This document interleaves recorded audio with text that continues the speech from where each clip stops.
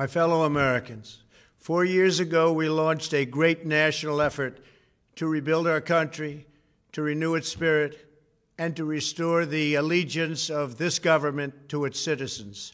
In short, we embarked on a mission to make America great again for all Americans. As I conclude my term as the 45th President of the United States, I stand before you truly proud of what we have achieved together. We did what we came here to do, and so much more. This week, we inaugurate a new administration and pray for its success in keeping America safe and prosperous. We extend our best wishes, and we also want them to have luck, a very important word. I'd like to begin by thanking just a few of the amazing people who made our remarkable journey possible. First, let me express my overwhelming gratitude for the love and support of our spectacular First Lady, Melania. Let me also share my deepest appreciation to my daughter Ivanka, my son-in-law Jared, and to Barron, Don, Eric, Tiffany, and Lara. You fill my world with light and with joy. I also want to thank Vice President Mike Pence, his wonderful wife Karen, and the entire Pence family. Thank you as well to my Chief of Staff, Mark Meadows, the dedicated members of the White House staff, and the Cabinet, and all of the incredible people across our administration who poured out their heart and soul to fight for America. I also want to take a moment to thank a truly exceptional group of people, the United States Secret Service. My family and I will forever be in your debt. My profound gratitude as well to everyone in the White House Military Office, the teams of Marine One and Air Force One, every member of the armed forces, and state and local law enforcement all across our country. Most of all, I want to thank the American people. To serve as your president has been an honor beyond description. Thank you for this extraordinary privilege, and that's what it is, a great privilege and a great honor. We must never forget that while Americans will always have our disagreements, we are a nation of incredible, decent, faithful, and peace-loving citizens who all want our country to thrive and flourish and be very, very successful and good. We are a truly magnificent nation. All Americans were horrified by the assault on our Capitol. Political violence is an attack on everything we cherish as Americans. It can never be tolerated. Now more than ever, we must unify around our shared values and rise above the partisan rancor and forge our common destiny. 4 years ago, I came to Washington as the only true outsider ever to win the presidency. I had not spent my career as a politician, but as a builder looking at open skylines and imagining infinite possibilities. I ran for president because I knew there were towering new summits for America just waiting to be scaled. I knew the potential for our nation was boundless as long as we put America first. So I left behind my former life and stepped into a very difficult arena, but an arena nevertheless with all sorts of potential if properly done. America had given me so much, and I wanted to give something back. Together with millions of hardworking patriots across this land, we built the greatest political movement in the history of our country. We also built the greatest economy in the history of the world. It was about America first because we all wanted to make America great again. We restored the principle that a nation exists to serve its citizens. Our agenda was not about right or left. It wasn't about Republican or Democrat, but about the good of a nation, and that means the whole nation. With the support and prayers of the American people, we achieved more than anyone thought possible. Nobody thought we could even come close. We passed the largest package of tax cuts and reforms in American history. We slashed more job-killing regulations than any administration had ever done before. We fixed our broken trade deals, withdrew from the horrible Trans-Pacific Partnership and the impossible Paris Climate Accord, renegotiated the one-sided South Korea deal, and we replaced NAFTA with the groundbreaking USMCA. That's Mexico and Canada, a deal that's worked out very, very well. Also, and very importantly, we imposed historic and monumental tariffs on China, made a great new deal with China. But before the ink was even dry, we and the whole world got hit with the China virus. Our trade relationship was rapidly changing. Billions and billions of dollars were pouring into the U.S., but the virus forced us to go in a different direction. The whole world suffered, but America outperformed other countries economically because of our incredible economy and the economy that we built. Without the foundations and footings, it wouldn't have worked out this way. We wouldn't have some of the best numbers we've ever had. We also unlocked our energy resources and became the world's #1 producer of oil and natural gas, by far.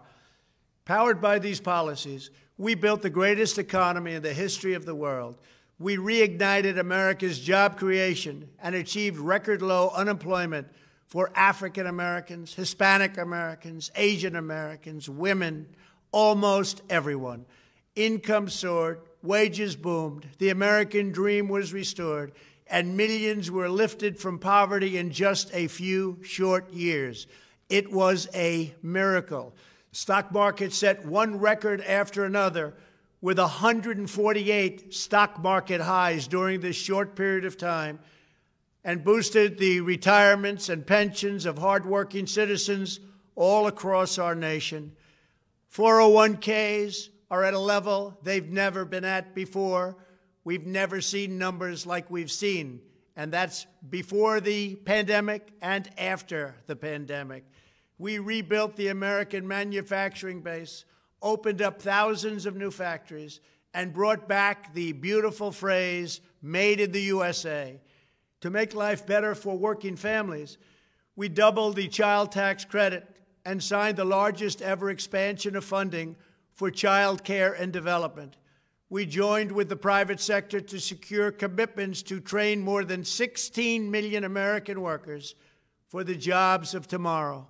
When our nation was hit with the terrible pandemic, we produced not one, but 2 vaccines with record-breaking speed, and more will quickly follow. They said it couldn't be done, but we did it. They called it a medical miracle, and that's what they're calling it right now, a medical miracle. Another administration would have taken 3, 4, 5, maybe even up to 10 years to develop a vaccine. We did it in 9 months. We grieve for every life lost, and we pledge in their memory to wipe out this horrible pandemic once and for all. When the virus took its brutal toll on the world's economy, we launched the fastest economic recovery our country has ever seen. We passed nearly $4 trillion in economic relief, saved or supported over 50 million jobs, and slashed the unemployment rate in half. These are numbers that our country has never seen before. We created choice and transparency in healthcare, stood up to Big Pharma in so many ways, but especially in our effort to get favored nations clauses added, which will give us the lowest prescription drug prices anywhere in the world. We passed VA choice, VA accountability, right to try, and landmark criminal justice reform. We confirmed 3 new justices of the United States Supreme Court. We appointed nearly 300 federal judges to interpret our Constitution as written. For years, the American people pleaded with Washington to finally secure the nation's borders. I am pleased to say we answered that plea and achieved the most secure border in U.S. history. We have given our brave border agents and heroic ICE officers the tools they need to do their jobs better than they have ever done before, and to enforce our laws and keep America safe. We proudly leave the next administration with the strongest and most robust border security measures ever put into place. This includes historic agreements with Mexico, Guatemala, Honduras, and El Salvador, along with more than 450 miles of powerful new wall. We restored American strength at home and American leadership abroad. The world respects us again. Please don't lose that respect. We reclaimed our sovereignty by standing up for America at the United Nations and withdrawing from the one-sided global deals that never served our interest. And NATO countries are now paying hundreds of billions of dollars more than when I arrived just a few years ago. It was very unfair. We were paying the cost for the world. Now the world is helping us. And perhaps most importantly of all, with nearly $3 trillion, we fully rebuilt the American military, all made in the USA. We launched the first new branch of the United States Armed Forces in 75 years, the Space Force. And last spring, I stood at Kennedy Space Center in Florida and watched as American astronauts returned to space on American rockets for the first time in many, many years. We revitalized our alliances and rallied the nations of the world to stand up to China like never before. We obliterated the ISIS caliphate and ended the wretched life of its founder and leader, al-Baghdadi. We stood up to the oppressive Iranian regime and killed the world's top terrorist, Iranian butcher Qasem Soleimani. We recognized Jerusalem as the capital of Israel and recognized Israeli sovereignty over the Golan Heights. As a result of our bold diplomacy and principled realism, we achieved a series of historic peace deals in the Middle East. Nobody believed it could happen. The Abraham Accords opened the doors to a future of peace and harmony, not violence and bloodshed. It is the dawn of a new Middle East, and we are bringing our soldiers home. I am especially proud to be the first president in decades who has started no new wars. Above all, we have reasserted the sacred idea that in America, the government answers to the people. Our guiding light, our North Star, our unwavering conviction has been that we are here to serve the noble, everyday citizens of America. Our allegiance is not to the special interests, corporations, or global entities. It's to our children, our citizens, and to our nation itself. As president, my top priority, my constant concern, has always been the best interests of American workers and American families. I did not seek the easiest course. By far, it was actually the most difficult. I did not seek the path that would get the least criticism. I took on the tough battles, the hardest fights, the most difficult choices, because that's what you elected me to do. Your needs were my first and last unyielding focus. This, I hope, will be our greatest legacy. Together, we put the American people back in charge of our country. We restored self-government. We restored the idea that in America, no one is forgotten because everyone matters and everyone has a voice. We fought for the principle that every citizen is entitled to equal dignity, equal treatment, and equal rights because we are all made equal by God. Everyone is entitled to be treated with respect, to have their voice heard, and to have their government listen. You are loyal to your country, and my administration was always loyal to you. We worked to build a country in which every citizen could find a great job and support their wonderful families. We fought for the communities where every American could be safe and schools where every child could learn. We promoted a culture where our laws would be upheld, our heroes honored, our history preserved, and law-abiding citizens are never taken for granted. Americans should take tremendous satisfaction in all that we have achieved together. It's incredible. Now, as I leave the White House, I have been reflecting on the dangers that threaten the priceless inheritance we all share. As the world's most powerful nation, America faces constant threats and challenges from abroad. But the greatest danger we face is a loss of confidence in ourselves, a loss of confidence in our national greatness. A nation is only as strong as its spirit. We are only as dynamic as our pride. We are only as vibrant as the faith that beats in the hearts of our people. No nation can long thrive that loses faith in its own values, history, and heroes, for these are the very sources of our unity and our vitality. What has always allowed America to prevail and triumph over the great challenges of the past has been an unyielding and unashamed conviction in the nobility of our country and its unique purpose in history. We must never lose this conviction. We must never forsake our belief in America. The key to national greatness lies in sustaining and instilling our shared national identity. That means focusing on what we have in common, the heritage that we all share. At the center of this heritage is also a robust belief in free expression, free speech, and open debate.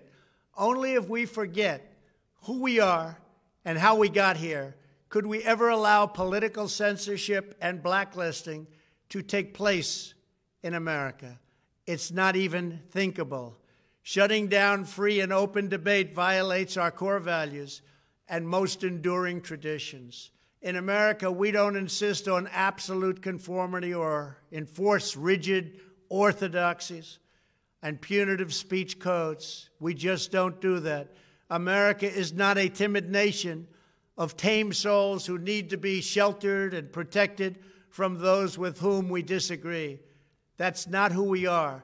It will never be who we are. For nearly 250 years, in the face of every challenge, Americans have always summoned our unmatched courage, confidence, and fierce independence. These are the miraculous traits that once led millions of everyday citizens to set out across a wild continent and carve out a new life in the Great West. It was the same profound love of our God-given freedom that willed our soldiers into battle and our astronauts into space. As I think back on the past 4 years, one image rises in my mind above all others. Whenever I traveled all along the motorcade route, there were thousands and thousands of people. They came out with their families so that they could stand as we passed and proudly wave our great American flag. It never failed to deeply move me. I knew that they did not just come out to show their support of me. They came out to show me their support and love for our country. This is a republic of proud citizens who are united by our common conviction that America is the greatest nation in all of history. We are and must always be a land of hope, of light, and of glory to all the world. This is the precious inheritance that we must safeguard at every single turn. For the past 4 years, I have worked to do just that. From a great hall of Muslim leaders in Riyadh to a great square of Polish people in Warsaw, from the floor of the Korean Assembly to the podium at the United Nations General Assembly, and from the Forbidden City in Beijing to the shadow of Mount Rushmore, I fought for you, I fought for your family, I fought for our country. Above all, I fought for America and all it stands for, and that is safe, strong, proud, and free.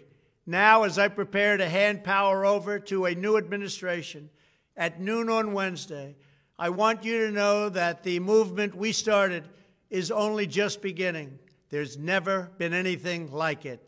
The belief that a nation must serve its citizens will not dwindle, but instead only grow stronger by the day. As long as the American people hold in their hearts deep and devoted love of country, then there is nothing that this nation cannot achieve. Our communities will flourish, our people will be prosperous, our traditions will be cherished, our faith will be strong, and our future will be brighter than ever before. I go from this majestic place with a loyal and joyful heart, an optimistic spirit, and a supreme confidence that for our country and for our children, the best is yet to come. Thank you and farewell. God bless you. God bless the United States of America.